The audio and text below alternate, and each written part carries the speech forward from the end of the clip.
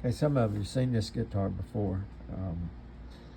This is actually one of the cheapest guitars you could buy. It's a First Act, I think Walmart. I don't know if they still sell them or not. I've had this for several years. When I got it, it was black with skulls and crossbones down the center where the strings are, and rusty. I had to replace some of these,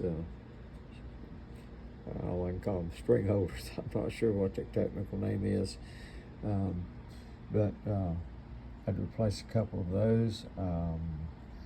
And the wiring was loose. I'm not an electrician. I don't know much about electricity. I don't know much about electronics, but at some point it was very difficult to get in there to solder these really tiny wires, and some of them came loose over time, so I think I'm going to have to rewire it.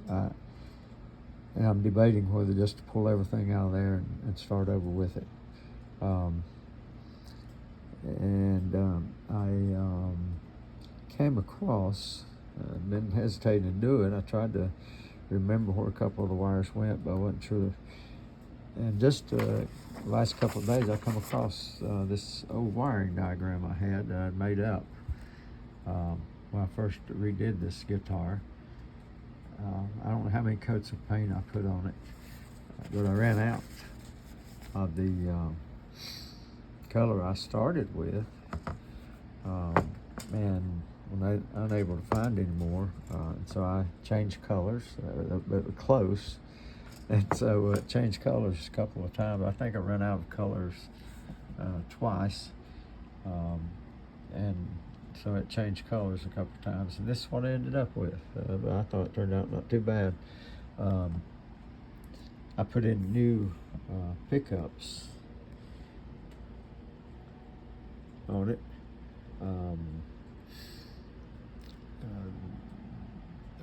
At least one of these buttons were missing, and the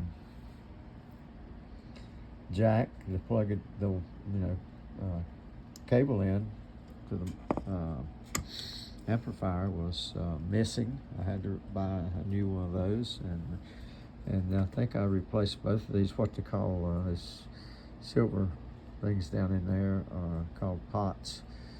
This one over here is the volume pot, which that button controls the volume, and then the other one is called the tone pot, and of course this button controls it. And if I'm not mistaken, I don't know much about electric guitars either, to be honest, but I think the way this is supposed to work is if it's over here, it controls this pickup. If you pull it all the way forward, then you're getting this pickup, and halfway in between, it kind of wants to go all the way. Halfway in between, you should be getting both of them then. And so, and that also can change the tone somewhat as you change that. So anyway, some of us, I'm sure, is going to be trial and error. It kind of was before, but it actually turned out good.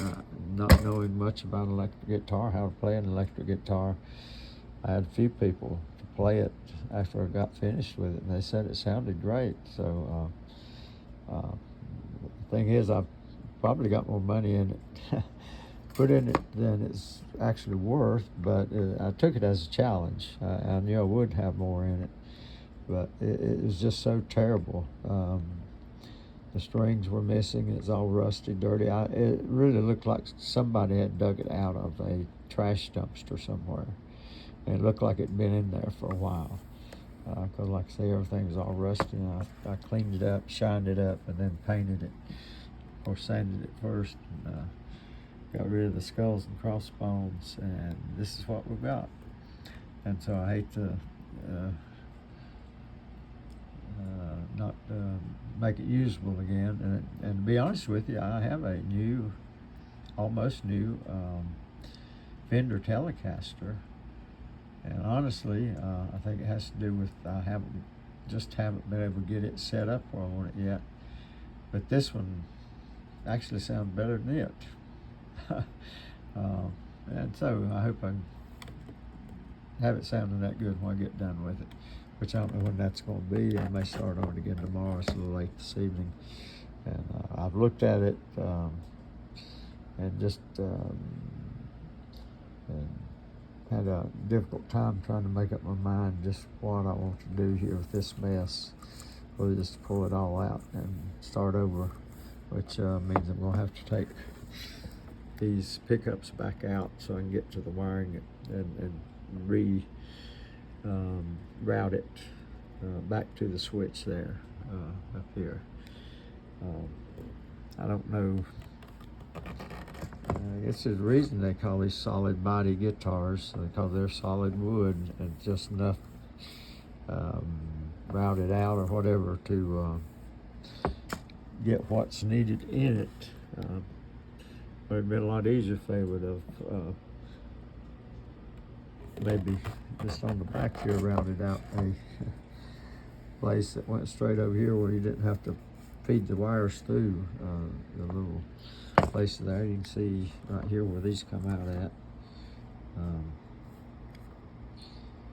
The body, if it just, be on the back, maybe could have, and I think some of them do that, but they could have took out a lot of this wood. It wouldn't have been near as heavy. I don't know what it would have done to the sound, but doesn't look like it would have affected that much, being it's electric.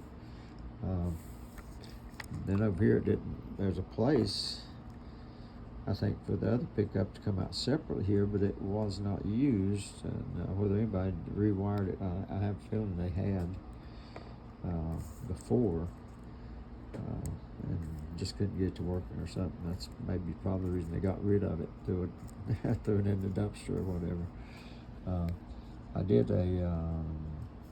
some work for a thrift store, so I got this, and the manager had, I think they had a price for $25 on it, and I looked at it, like say after I described it, dirty, rusty, strings been cut off of it,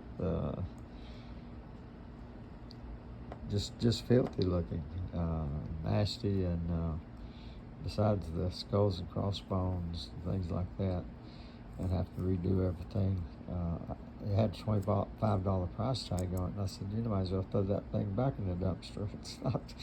It's not worth $25. I said, you don't even have a pickup on it. And I said, buttons missing, the wires are loose. I said, you might as well throw it back in there. And when I got finished, my help was for free. I just volunteered. But he said I could have the guitar, just take it with me. And I thought after I saw it, I said, I really didn't want it. But then I got to thinking, I said, well, maybe just as a challenge, I think I'll take it and just see what I can do with it.